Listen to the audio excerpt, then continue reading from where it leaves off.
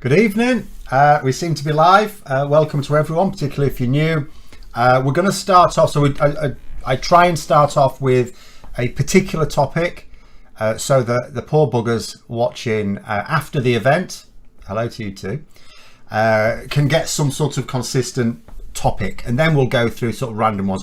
Otherwise, what ends up happening is we go through one question and then we go to another, and then we back to the first one, and so on, and all the rest of it. So we're going to start off with the politics and the legality of the Rwanda scheme. I've done videos on this in the past. I'm not planning, unless something spectacular happens next week, on doing another one in the intro, because it's quite, I mean, we could do it here. There's the legal and the politics. The politics hasn't changed from when I've last covered it. The legal situation is also shrouded in mystery. So I'm going to explain the legal situation as I understand it first. A little glancing just to make sure I can be heard. So as people may know, there was a court case. Now, just to be clear, because I don't know that everyone necessarily knows what the High Court case was about. First of all, it was not a court case to determine whether or not the Rwanda policy is legal. A court case like that would take much longer, and it would have been too late to prevent deportations, which are going to happen next week. So what this court case was about was protecting the rights of individuals that are being deported. So there were court cases to sort of delay at least those deportations for those individuals. The High Court has determined that they can go ahead, but with right of appeal. Now, I don't know what the legal basis for that was. I do know that as part of that court case, so basically, essentially, remember, the other thing to remember about this policy is it's not gone through Parliament. Parliament has not okayed this at all. This is purely a government scheme. Tory MPs have not backed it. There's been no bill for it. They're just doing it. So, and the government had told MPs as well, because they had discussed it in Parliament, and they had told them that it was legal, that it was also complying with international law, and that UNHCR were fully briefed on it and had approved of it. So that's the Refugees Commission, basically, the UN Refugees Commission. And it's and that's not the case. UNHCR gave evidence in this court case that says, no, in fact, we told them this is highly illegal.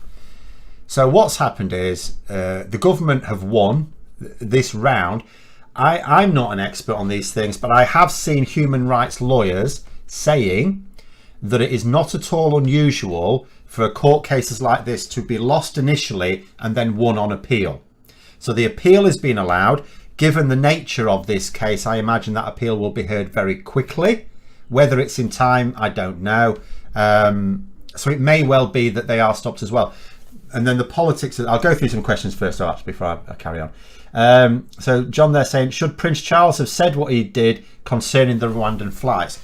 So, okay, so for those who may or may not know, Prince Charles is alleged to have said, to have called these policies inhuman, or inhumane. I don't know the exact wording, but none of us know the exact wording because he didn't say it publicly. So in terms of whether he should or he should not, he hasn't said it publicly. So technically, he hasn't said anything he shouldn't. You are quite correct in saying that even though he is not the monarch yet, because he is going to be, and probably very soon, he should not be he shouldn't make any political comments at all, because what he's not supposed to do is fall foul of the government, and the government can change at any time and be completely opposite day government. So he certainly shouldn't say it publicly, even though it's right to do it. Really what you're asking is, should the person who reported it have said? Because Prince Charles has said this privately and it has then been reported. Do we even know he said it? Yeah, I think so, because the newspapers who are reporting it tends to be pro-monarchy, and they're not going to... they're fairly sure of their sources. They're not going to make stuff up. So I don't really know, because I've not read all the reports. I don't know under what circumstances he said it. If he said it genuinely privately, right, and someone has just basically been indiscreet and leaked it to the press, that's not Charles's fault. That is the fault of someone who betrayed his confidence. If he said it technically privately, but there was a group of people there, and really he shouldn't have been indiscreet himself in that company, then yeah, that's a different thing, and he probably shouldn't have said anything. At the same time, you know, what he did say is very much in keeping with general public. I'll tell you what I have seen on Twitter, no end of people who are not themselves British commenting, and you know, this is reflecting very badly on us. You know, there's me sitting here thinking, I know that the vast majority of the population are against this. You know, there's conservatives that are against this, right? So on the one hand, I don't think it's fair for people to say that the British are deporting them. It's technically true, of course. The British government do act on our behalf, and it's all right saying not my government. Well, if you're British, it is your government. It is all of our government. But I know it's against public opinion, very strongly against public opinion. But yeah, it's one of those things. I don't know the circumstance under which he said it, but because he said it privately, it's really only the media reporting on it that means anyone even knows about it. Phil there, so Patel lied in Parliament. Yep, Priti Patel lied in Parliament. That is certain, because she unequivocally said that UNHCR were on board with the plan, and UNHCR have said in courts that they were not. So either Priti Patel has lied to Parliament, or UN Commissioner has lied in the High Court.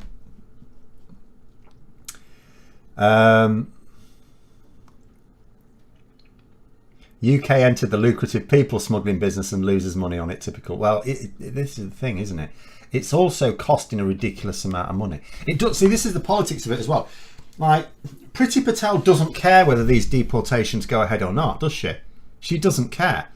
She knows it's not, like, even if you really believe we have too many asylum seekers coming to Britain, which is ridiculous, but even if you genuinely believed it, this isn't stopping it. This is spending millions of pounds on deporting a relatively small number of people as a showpiece, as a distraction for the media. It's a show. It's ridiculous. It's a facade. It's like in these sort of Western movies where if you go behind the row of houses and saloon bars, it's just like plywood painted. And you know, but she doesn't care whether they go ahead or not, because if they go ahead, it's great, because then she gets to moan about all the lefty wokists. Are we wokists? What are we? If you're woke, are you wokist? I don't think it's been fully explored. Anyway, I'm not sure about the etymology there. But she gets to say, oh yeah, we've pissed them off, haven't we? You know, the party, the government that wants to unite the people. Wankers, these British lefty wokers. And if they do stop them, if the appeal court stops them, then she gets to blame lefty lawyers and blames judges and things like that as well. So either way, all it's about is the culture war, and she gets her culture war, whatever. The only thing really that is going to stop this working as well as she would like is the fact that at the moment in this country, first of all, most people are not in favour of this policy. If I get why populists push culture wars, I don't think this is the right one for them. But the other thing is, people are struggling. People don't care about political philosophy. They don't care about culture wars when they're struggling. And that's what they don't seem to understand. When you're skint, when you're worried about how to pay the bills, you don't really worry so much about other things that don't affect you. So unless they can somehow persuade people that these poor sods on the dinghies are the cause of their high energy bills, which they've done before, but I don't think they're going to do it this time, then they're knackered. Why would a Home Secretary of Rwandan Indian heritage, isn't it Ugandan in her case, but anyway, implement such a nasty racist policy? I really don't know. I'm quite sure that people have psychologically profiled Priti Patel and come up with some reasons. I know that various articles fly around explaining it. I've not read them myself, I have to say. I have to confess I'm not that interested. It is noted, of course, there are a number of senior members of this government who you don't have to go back very many generations before they weren't in this country at all. You know, Boris Johnson of Turkish descent, Dominic Raab of Hungarian descent, Priti Patel of Ugandan descent, and so on. You know, it's their grandparents wouldn't have been able to come to this country if they were in charge at the time. That's the irony of it. You know, these senior members of the government are putting in place policies that would have stopped them ever being British. It's a bit like, you know, they go back in time and shoot your granddad type thing, isn't it? Only this is forwarding. This is like they get away with it. It's forward in time. But yeah, I really don't know the psychological reason how you can shift from the. Do bear in mind though that Priti Patel's family were not asylum seekers; they were economic refugees. I think some people do think that they were escaping Idi Amin, and they hadn't. Her parents were in this country before all that kicked off, so they were economic migrants. I'm going to read John's out again without showing it. The algorithm has hidden it. It says Priti Patel doesn't care. She doesn't actually know where she is. Seriously, as dangerous as Johnson, but lower IQ. This anti-woke stuff is just to shut anyone up they disagree. Oh, there's nothing wrong with that comment. I'll show that. Yeah, it's the interesting thing, of course, is that, you know, if Johnson went, would the next leader keep Priti Patel in a senior position? The obvious answer should be no, because the next leader presumably, like, Johnson's ego was too frail to have competent cabinet ministers that might outshine him. Complete contrast with Keir Starmer. I mean, Keir Starmer has promoted, you know, some of the brightest MPs that were willing to serve in his cabinet at any rate. He's had no problems at all. Boris Johnson, completely the opposite. Nadine Dorries in the cabinet.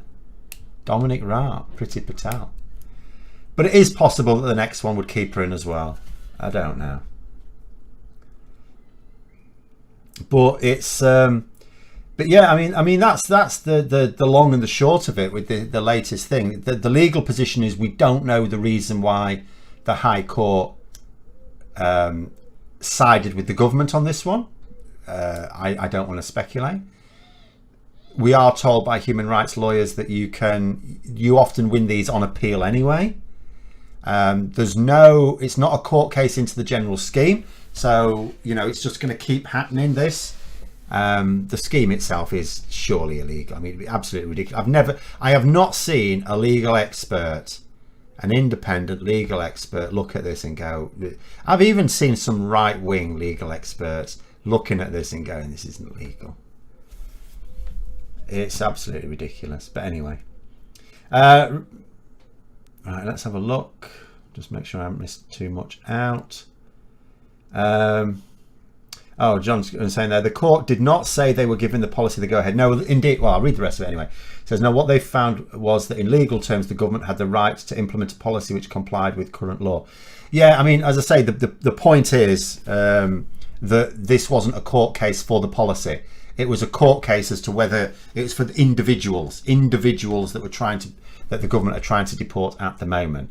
So, as I say, to have a court case into the legality of the entire scheme would take a lot longer. It'd be far more complex.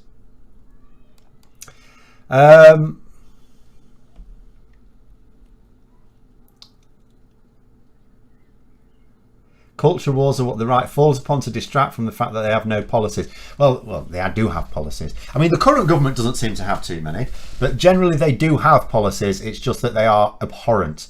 It's like you look at if you were to look now 3 years later, 2.5 years later, at the 2019 Conservative Party Manifesto, right? If you download it and you read through it, and you can see in it bits of the manifesto that they have complied with. that they've put into place. They have implemented some of it. And then there's bits that they haven't. And then you look at it and you split the manifesto into two parts and you go, which were the ones that won them the votes? Because the things they've done, like introducing voter suppression in the form of photo ID, you know, maintaining first past the post, that sort of thing. Those are the things they've complied with, and they were in their manifesto. But they weren't the things that won them the election. The stuff that won them the election, apart from Brexit, was the levelling up policies. But they've been broken those. The other things that got them was they promised not to increase national insurance, VAT or income tax. Well, they've broken that. You know, they also promised, in fact, technically they've broken two. I don't think they've increased income tax, but they have increased national insurance. So that's broken it. Technically they've increased VAT. They haven't increased the rate. I'll have to think of the wording. I'll have to check the wording. If they say increase the rate of VAT, I don't know. It's a bit semantics. They haven't increased the rate of VAT, but they have applied VAT on imports where it didn't used to be applicable. And that was nothing to do with Brexit. That was the government deciding. So technically they've broken both. You know, you say Starmer loves first past the post. He does not. You try and find me any article or speech he has given where he praises first past the post, because I can show you ones where he's attacked it. Starmer is not a fan of first past the post. No Labour leader should be, but you know, we know that the last ones in government did not get rid of it. Starmer has spoken in favour of proportional representation. I don't just mean before he became leader, since becoming leader. Just because it's not their policy, that's strategic reason. Again, people need to get away from the idea that a party political leader, that the policies of the party are their policies. I mean, it's a madness to me that you get on the one, people like, you need to see the dichotomy in your brain sometimes. There'll be people who'll say, oh, these are the policies of the party, therefore these must be the leader's policies. And on the other hand, they then say that the party should be democratic. Well, which is it? If the leader is basing every single one of the party's policies on what they think is best, two problems with that. First of all, that's not democratic, isn't it? Because that's not taking other people's views into account. Secondly, it's stupid, because at the end of the day, what you need to do is win over voters. I saw someone today talking about something. Don't get me wrong, by the way. I do think, in fact, I've got a video tomorrow where I am very critical of what Labour are doing at the moment in certain regards. But there was someone today, I can't remember what it was. They were picking on some aspect of what Labour had said, and I forgot what it was now. But what they said was that Labour shouldn't be pandering to like the public, and it's like, are you off your head, mate? That's exactly what they should be doing, because that's how you win votes. And it shouldn't be the general public, like I say, it should be those target voters, which is not that many of them. But anyway, the legal challenges seemed quite weak, going back to the Rwanda thing. I mean, again, I don't know. I won't. All I can do is something like this, because I'm not legally trained. All I can ever do when something like this happens is wait for the legal experts to comment on it. And the legal experts that I've seen commenting on it are making the point that we don't know the reasons. You may have seen some of the arguments. Even if I had seen the arguments, I would not know what the legal merits of them were without some legal experts saying so. And I'd really like, several. Following the publication of the recent government food strategy, that's charitable of you to call it that. I thought their recent government food strategy was to scrap all the policies they had on food. How many families on benefits will now be eating venison instead of beef for Sunday lunch? I mean, I think if you're on benefits, you may struggle for either at the moment. That's the problem, isn't it?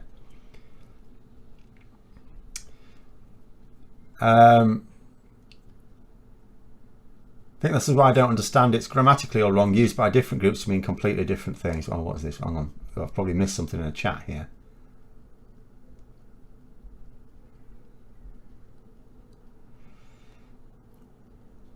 Don't these Conservatives realise that anti-immigrant and anti-immigration policies are almost always seen as bad and inhumane, actions by future generations and historians who aren't xenophobes.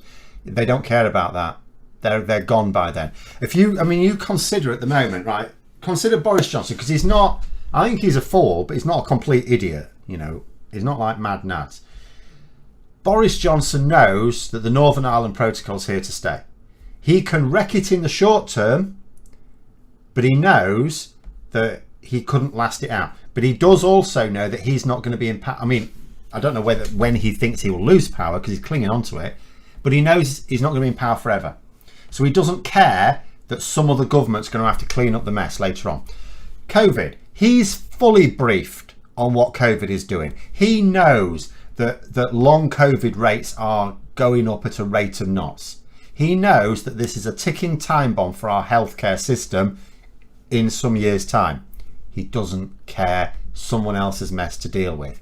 Whether it be Brexit, whether it be COVID, whether it be just general economic madness, he doesn't care about the mess he's causing as long as it's not going to cost him politically. He doesn't care about the country. He's not thinking to himself, this is going to cause a mess for the country in 5 or 10 years' time. He doesn't care. It's the same thing with environmental policies. Like Boris Johnson is also fully seized of the need for serious climate action. And he talked about it. He had policies. And then he's dropped them. Why? For political survival. He hasn't gone, no, we need to do this for the survival of the population. No, he's gone, I need to change that policy for my personal political survival for an extra few weeks. So Boris Johnson does not care about any long-term harm, arguably even medium-term harm.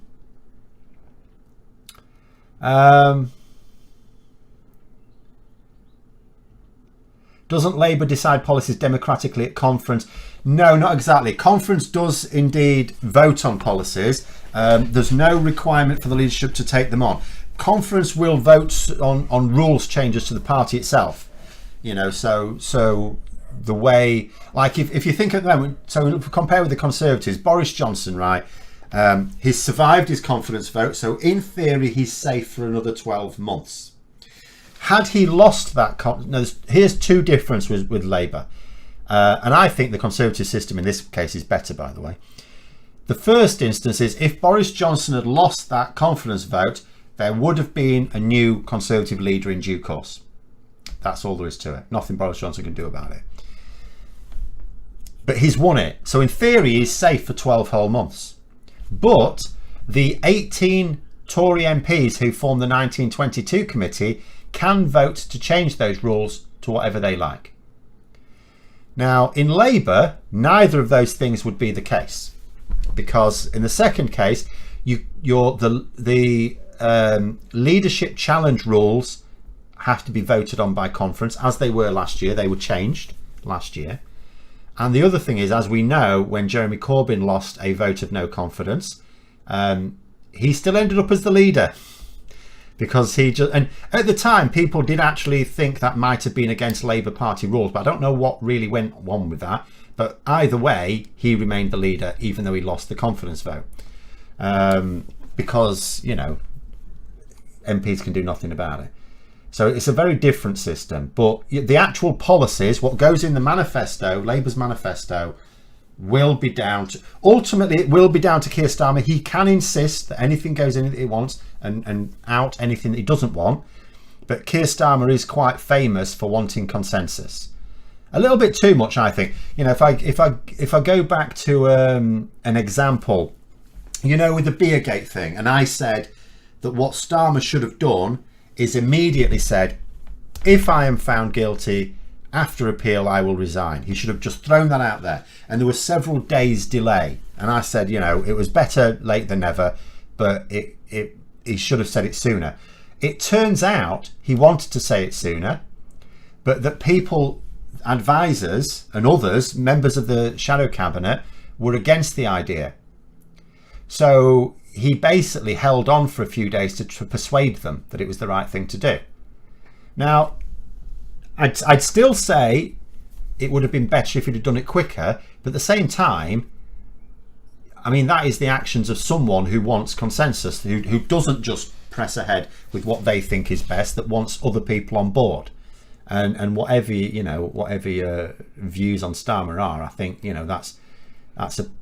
it's sort of a good way to go. I do think there are times when a leader has to say, no, this is the right thing to do, and go with it.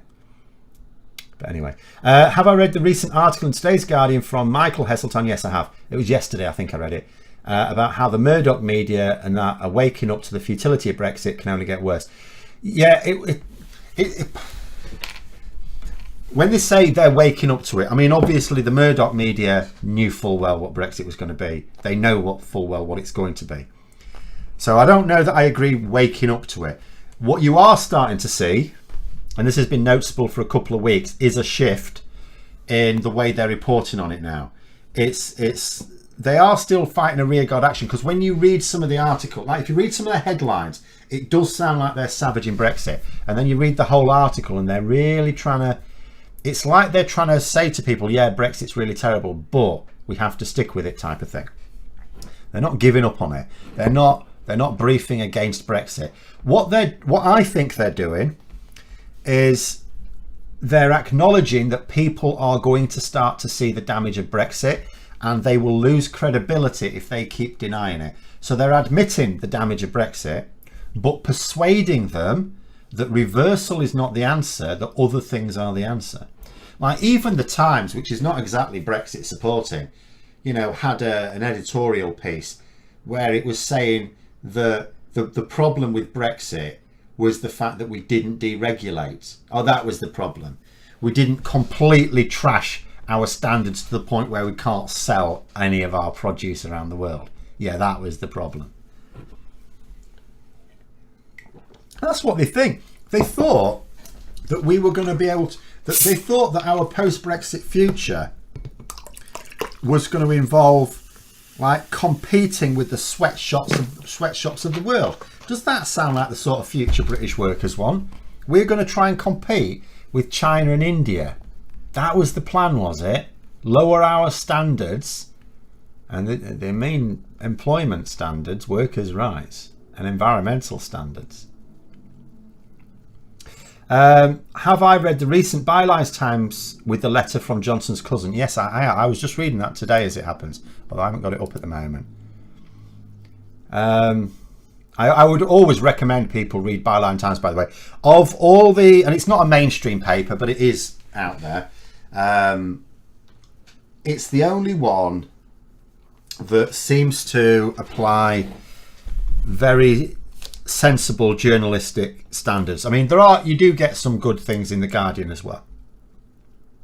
It's a bit more mixed for me, The Guardian. But Byline Times really does. My issue with it is probably that it's not likely to be as engaging. I mean, this is always my big issue when people are trying to get a message across. They do very well, though, really. It's a shame they're not exactly billionaire backed. Did I know Johnson's having an affair with Patel? Oh, don't tell Nadine Dorries, she won't be happy.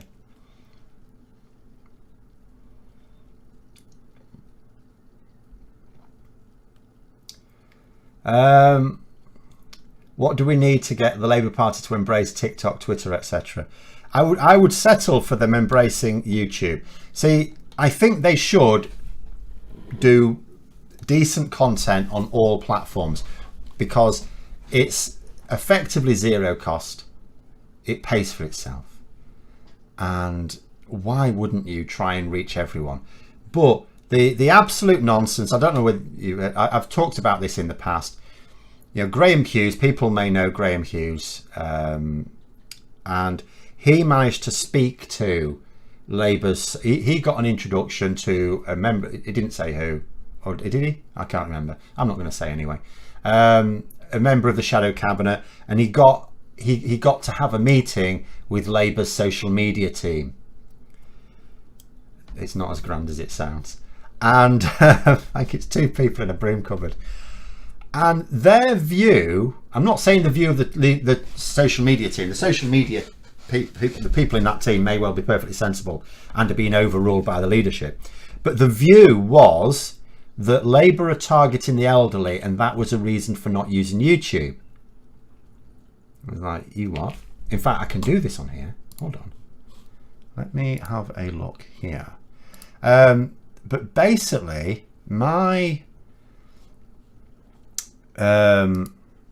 viewership is their target audience.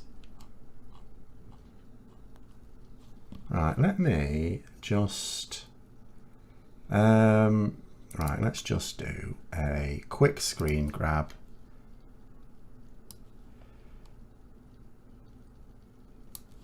This is my rough analytics, right?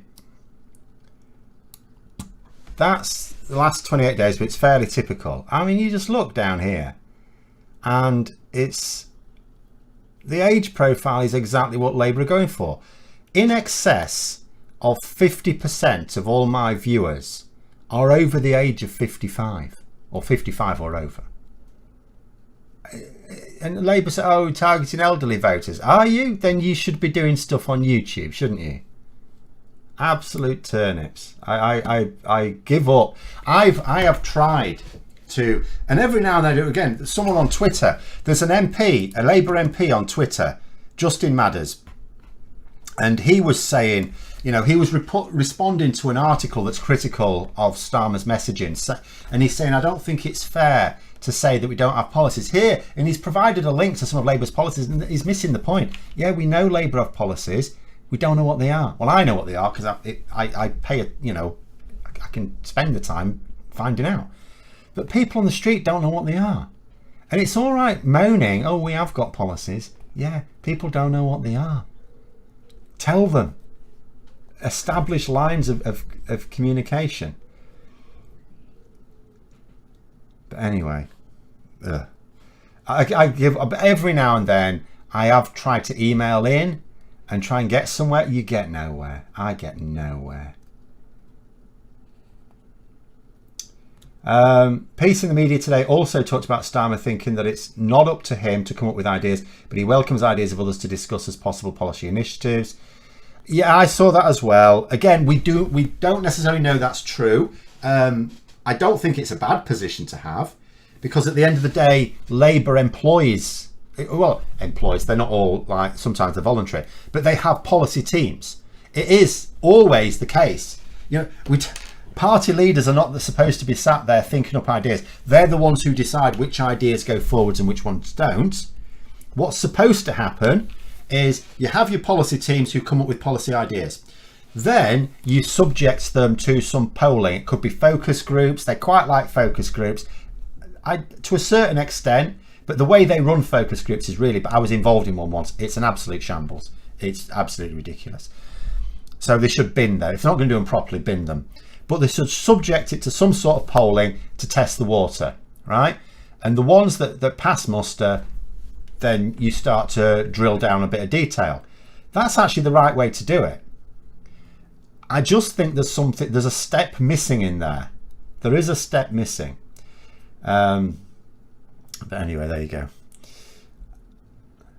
go. You're 50. If the Tories leave at the next election, PR comes in and they're largely kept out or moderated, I expect to be 80 by some form of normalcy occurs. I mean, change will be slow. Yeah, it will be slow. It has to be bedded in as well.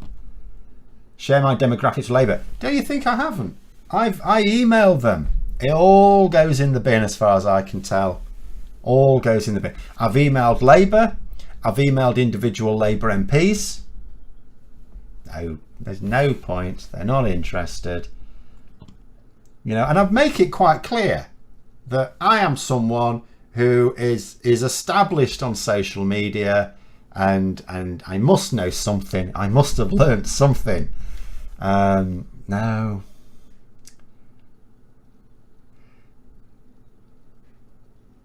But anyway, your grandfather's on TikTok. He's in his 70s, one of the cool kids. I mean, you will obviously get, you know, the full gamut on every platform. It's just that there are some platforms that have a higher proportion of different demographics than others.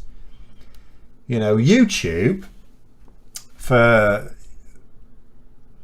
covers everything really, because although those are my demographics there, it was very different on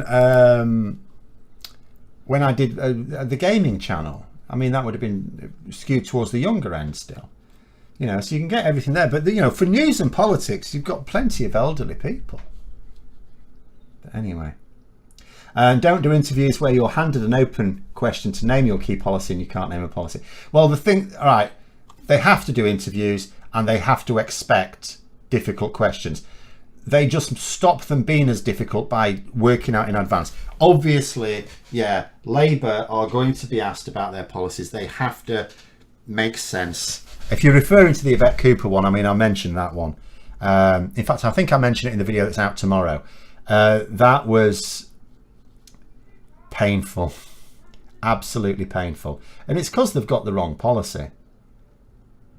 There's an interesting article I read recently regarding Corbyn's 2017 electoral success. Yes, he didn't win, but he did get 40% of the vote. Starmer could learn from that. Right, so what happened in 2017? Multiple things happened.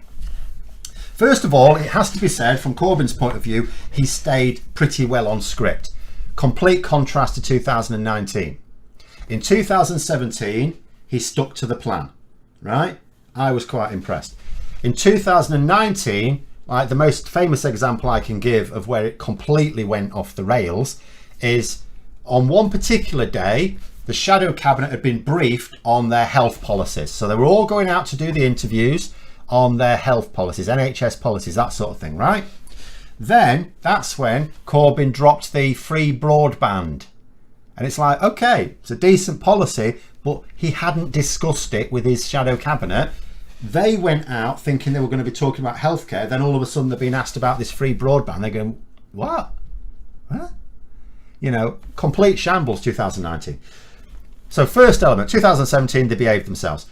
The other thing about 2017 is it was run by actual campaign strategists. Remember, the people that some Corbynistas trash, you know, the people in Labour HQ that they say undermined Corbyn, well, they were the people that got Corbyn to within a gnat's bollock of number 10 Downing Street, because they're the ones that were running the 2017 general election campaign. They were gone come the 2019. Come 2019, the entire team was Corbyn's, and look what bloody well happened. And the third thing, we can't ignore this, a lot of it was Brexit. What had happened, because if you look at the sheer never mind the share of the vote, obviously that's important, but the sheer number of people who voted in 2017, it was way higher than before or since. And obviously there's only been one since. The reason for that is an absolute crap load of Lib Dem and Green supporters voted Labour to derail Brexit, right? Because they saw that it was going to be an absolute shit show with the Conservatives. And although everyone knew that Corbyn was a Lexiteer, they also sort of knew that the Labour Party wouldn't allow a really terrible Brexit. In truth, they wouldn't have allowed it at all. So they benefited from that. Obviously, come 2019, ironically, Labour's policy was much more in favour of a vote with Remain as an option. So the Brexit thing, you know, arguably could have had them vote again for Labour and do the same thing. Unfortunately, Corbyn by then had become just toxic at the ballot box, unfortunately. But anyway. Where are the young and the women? Are the younger presenters doing the same thing?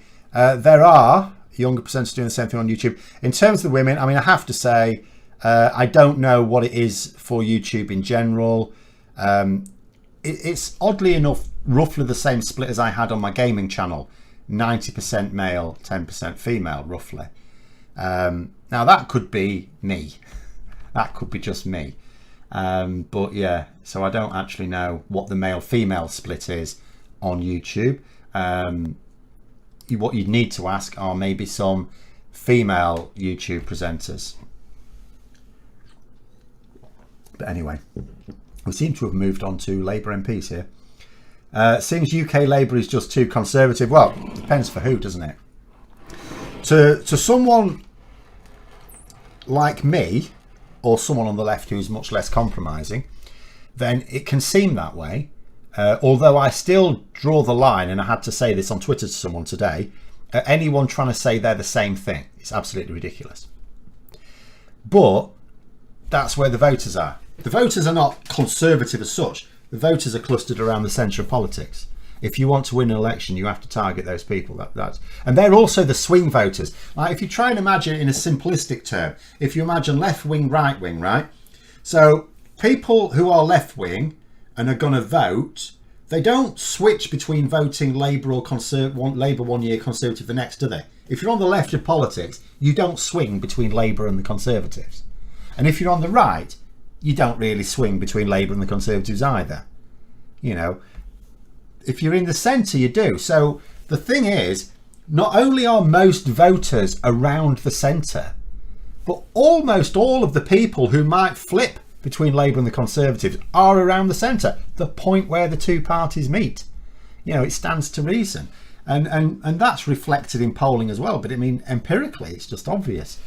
So you have to target that area. And obviously, that means you're pitching mostly at centre and centre-left policies. Well, if you're on the left, you look at that and you go, well, you know, that's a bit of a compromise. Now, I accept compromise because for me, it's like, do we do that or do we let the Conservatives in? I mean, I will choose that every day of the week.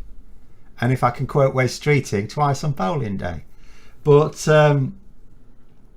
you know, but there are some people who go, well, that's not what I want. And it's like, right? Is the Conservative government what you want? And this is the irony of some of these people. They'd rather the Conservatives were in than a Labour Party standing on policies they don't like. Anyway, Lisa Nandy put up a good performance on Sky the other morning. She does. She's actually very good at off-the-cuff debates. She did in Parliament last week, or in the last week, you may have noticed. She tore a strip off a Tory MP. She's quite good at that. I wish Starmer was better at that. At the same time, you know, when people... The problem is then you get people going, oh, well, maybe we should have had Lisa Nandy as the lead. It's like, no, because then she's got other failings as well. Strategically, she's not very good. So she's really good at debates. She's not the greatest strategist. Bear in mind, it was Lisa Nandy that argued for Starmer to stop going on about Partygate, right? You know, at the very point where Labour were about to win that Privileges Committee inquiry, she was the one saying they shouldn't have been doing it. And it's like, great. So if Lisa had been the leader, we wouldn't have that privilege. And this Privileges Committee inquiry, bear in mind, there are a few things that can still sink Boris Johnson. The Privileges Committee inquiry is the biggest threat to him right now. Absolutely the biggest threat. But anyway,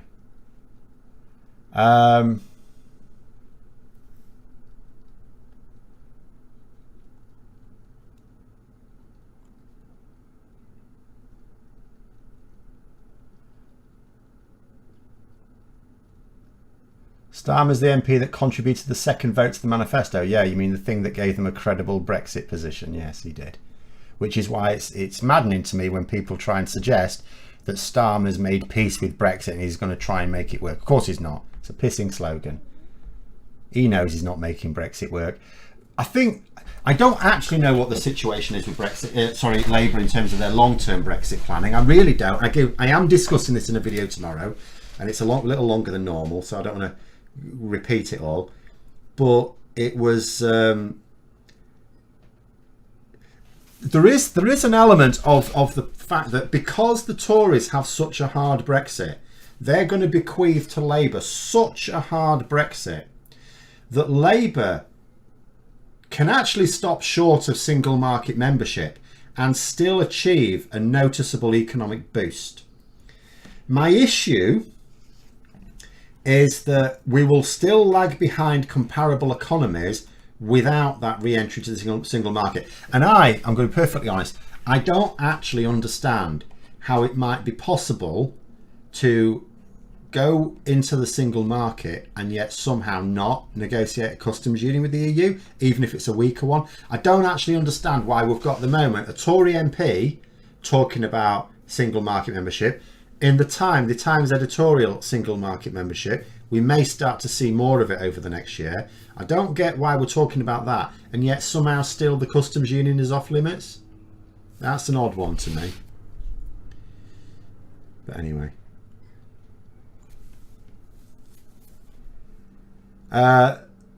Which left-wing paper did I describe as left-wing? Daily Mail on Twitter, Jewish Chronicle. Anyone else heard that the Welsh Tories are trying to break away from the English Tories? Yes, I saw that. I mean, this is a thing, right? Also, Boris Johnson's been in Cornwall today, hasn't he? He visited Devon, and he obviously decided to just wander into Cornwall. And yet, but in both Devon, where the by-election is being held in 2 weeks' time, less than 2 weeks' time, really, as well as Cornwall, he stayed away from the public. Like, and this is unusual, you see. I mean, I would expect, right, if Keir Starmer went out campaigning, I know he's not a big personality. If he went out campaigning, he'd be there amongst the public. There wouldn't be crowds of people or anything like that. But Boris Johnson used to go out to people. He used to wander into shops and things like that and talk to people. Very personable, very affable man. And yet, on these visits, the visit to Devon, the visit to Cornwall, he has been hiding, is the best way of putting it. He's been hiding. I noticed Jacob Rees-Mogg and Andrea Jenkins were visiting Wakefield as well this weekend. I think that was that today. Can't remember if it's today or yesterday.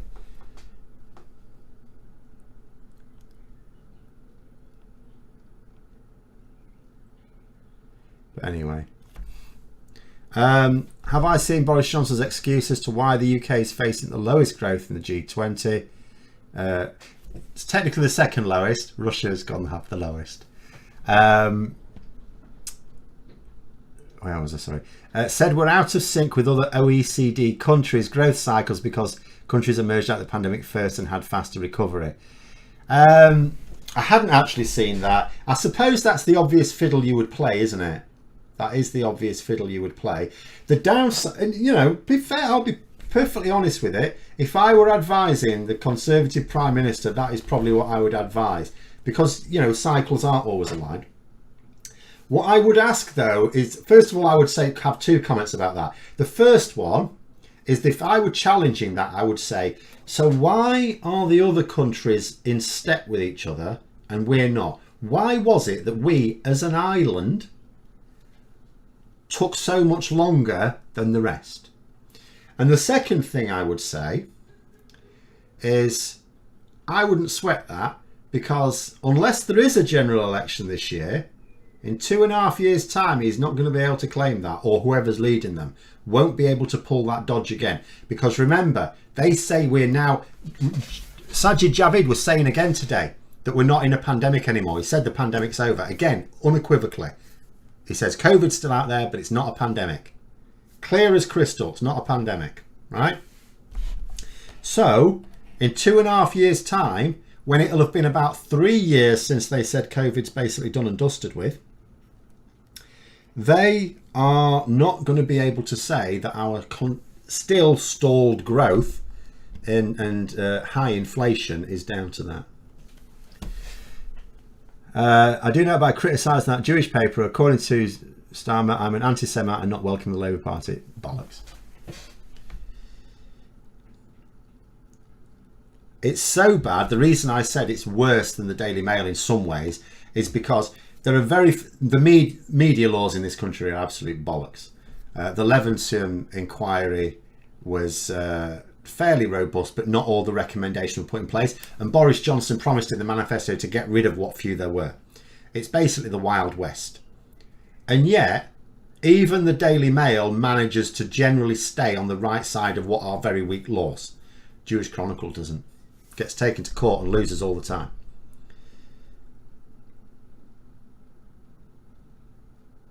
And also, Starmer has said no such thing either. Again, I really do take exception when people put words into others' mouths, because some people will believe it. Like, if you're going to say that particularly a political leader has a particular policy, you'd better have heard them say it or write it. I'm officially worried about Labour's chances in Wakefield now that I learnt they've sent Rees-Mogg there to campaign. Yeah. Now, as far as I was concerned, as soon as it was clear that George Galloway... have people seen the George Galloway tweets? So George Galloway, of course, because he's a Russian stooge, on Twitter, on his Twitter profile, if you look him up, it says like Russian state media affiliate or something like that. And so he did this tweet saying the statement above this tweet is a lie. And he tagged it to like Twitter support and things, but also Elon Musk. And I don't like to say this, 'cause I don't like Elon Musk, I have to say. But this response was quite funny. So Elon Musk replied to George Galloway, but in Russian, Syriac. And when you translated it, it read as, sorry, comrade. But anyway, you know, George Galloway's not standing in Wakefield, is he? So that was the only thing that was ever going to trip Labour up. He obviously decided, and to be honest, looking at the polling, it probably wasn't in actual fact. Labour are absolutely beasting it. I mean,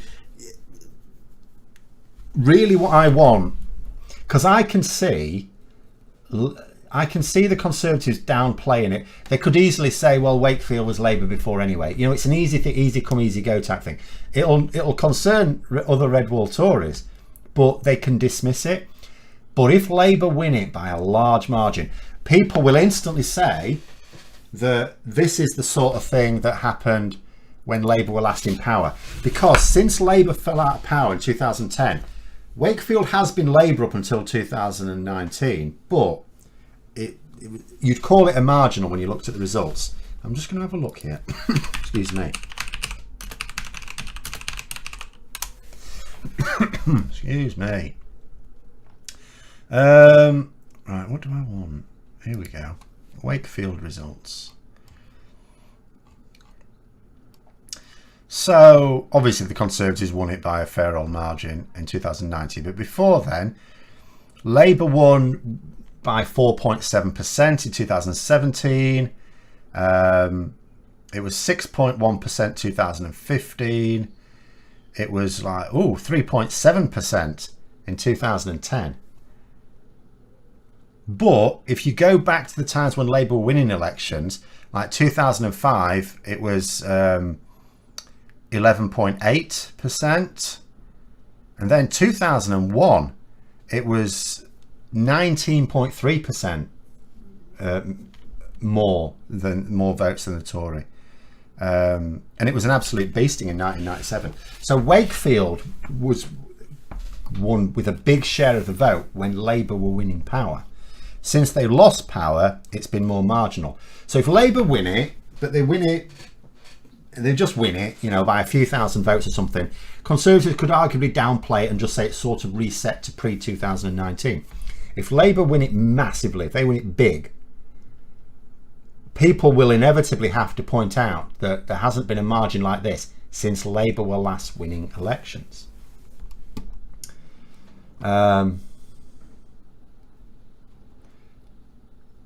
You say being critical of anything Jewish was spoken about by Stark at the last conference. It absolutely was not. It absolutely was not. And I'm sorry, I don't know why you can't tell the difference between anti-Semitism and being critical, right?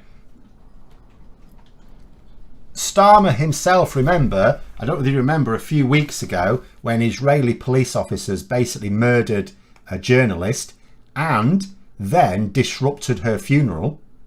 Keir Starmer savaged that on both occasions. So it's absolute nonsense. If Labour split, what's the vote share for the more traditional left of both parties? Like I say, the bulk of voters around the centre.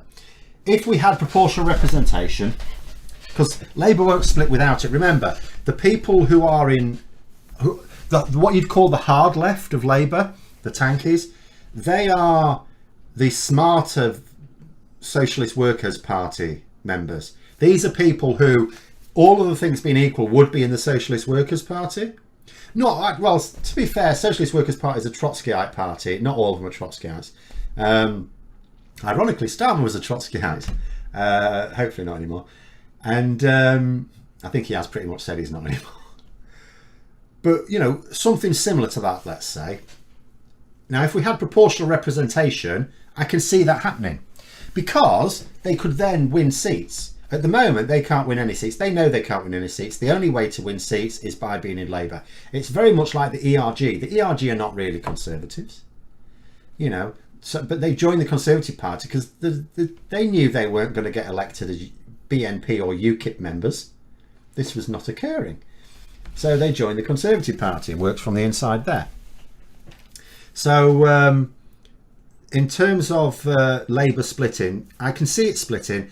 Obviously, the hard left would form or join a party, and they'd get some MPs. Okay, they'd get some MPs. But it wouldn't be anything like as many MPs as what would be left of the Labour Party. Now, the interesting question would be what would actually happen to the Labour Party itself, because don't just imagine it's like the hard left go off on their own and blah, blah, blah, blah, blah. Because then you have to ask yourself, who would the unions support? Because some unions are traditionally more militant than others and maybe are much more strongly aligned with the hard left. So it may well be that you end up in a situation where, you know, some of them take some union money and some retain others and all the rest of it. I think you would see a lot of very chaotic times ahead. But at the same time, proportional representation makes it all worthwhile to me. Makes it all worthwhile.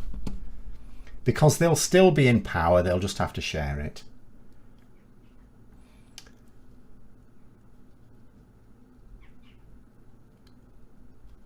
And you say he apologised to all Jewish people as if all Jewish people are one thing, not individuals. No, he apologised to all Jewish people because there were some people in Labour getting away with attacking all Jewish people. But anyway, we'll leave that one.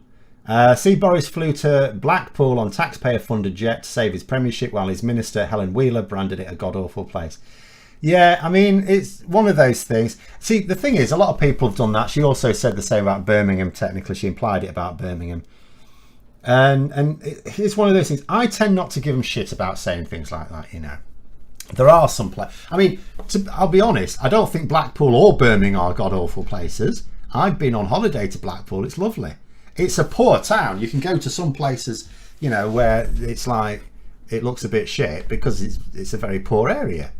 And because it's like a holiday destination as well, there's like a lot of like boarding houses and things like that, which are not in operation all the year round. So there isn't a constant stream of money going into the local economy. In the summer, you've got money coming in. In the winter, not so much. So it obviously seeds a lot of deprivation. But it's it's nice. And Birmingham's very nice as well. I don't like driving there. Actually, I don't mind driving there. I hate driving out. I always get lost driving out. But it's it's the you say RMT would support a left-wing party. Labour is a left-wing party. That's all there is to it. Labour are a left-wing party. The Greens are a left-wing party. The Socialist Workers' Party are a left-wing party. The Communist Party are a left-wing party. Which one of them they would support would be interesting, because it may actually be that, I mean, you know, the RMT is quite militant. You know, it's a bit like the nearest I can have personal experience is the NUT, which National Union of Teachers, which doesn't exist anymore. It merged with the ATL. So what was quite weird I've been in various teaching unions. There's quite a few, and I was in the ATL. And then it merged with the NUT to become the NEU. And it was really weird because the ATL were like the opposite of militant. They striked once in their whole 100-year history. And I was actually a teacher when they did as well. We had one strike in like 100 years. And the NUT who strike all the time. And then those two parties on completely opposite sides of like polar opposites when it came to like attitude to strikes just merged. It was very odd. But anyway, Johnson was encouraging farmers to produce more food, which seems a little counterproductive when they can't even harvest what they're currently growing. Well, that's exactly the issue. Farmers could, of course, plant more. Of course they could. They can't harvest it. So they're just wasting their time, because if they plant more, it's more expensive. Obviously, there's a cost in planting and tending to the crops and, you know, and bringing them to the point where they can be harvested. And then when you don't harvest them, they're just going to rot in the fields where you have to deal with them then, don't you? So, yeah, absolutely ridiculous.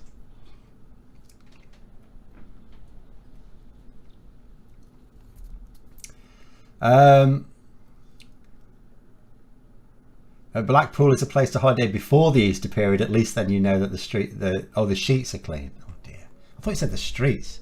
I was reading that as an innocent comment, and now look what you did. But anyway. You say Labour's a centrist party. It's not left-wing. It's a left-wing party that knows it needs to appeal to people in the centre. It's absolutely ridiculous to say it's not a left-wing party. Left-wing, at the end of the day, is various left-wing policies. First of all, socialism. Socialism isn't the be-all and end-all of left-wing politics. But socialism is about, do you have state control over the means of production? Labour is largely in favour of nationalised public services. It's a left-wing party. Left-wing politics also includes multiculturalism. Labour in favour of that. Labour, left-wing politics is about making sure that everyone has access to healthcare free at the point of access, education free at the point of access, and equal opportunities, and Labour's in favour of those and has policies for all of those things. It's really that simple, you know. And I get it's two-dimensional to a certain extent, and if you're on the far left and you're looking that way at Labour, you see them in the same direction as the Tories. You go, oh, it's a centrist party, because you're looking like a two-dimensional line, but it's not at all. It's absolutely ridiculous. A centrist party would be the Liberal Democrats. They don't even appeal to the same people. We'll do the last few here because we've technically gone over a little bit. Used to see foreign workers picking crops locally to me. I haven't seen them for a while. No, well, there will still be some, of course. We do still get some. We're obviously having to get them from further afield, which means farmers are having to pay more. So again, it's, you know, that's harming our economy. We used to be able to get people. And don't get me wrong, there were some countries where we were struggling a little bit more because obviously we generally relied upon labour from poorer EU countries.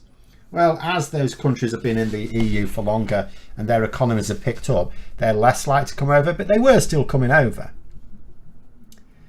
But it's, yeah, I mean, this is the problem. If you have not got the workers to pick the crops, there's no point in growing more because you can't pick them. A lot of arable farmers are accepting they'll also have to aim for lower yields due to the cost of fertiliser. Gas-derived fertiliser, record prices. Yes, they would be.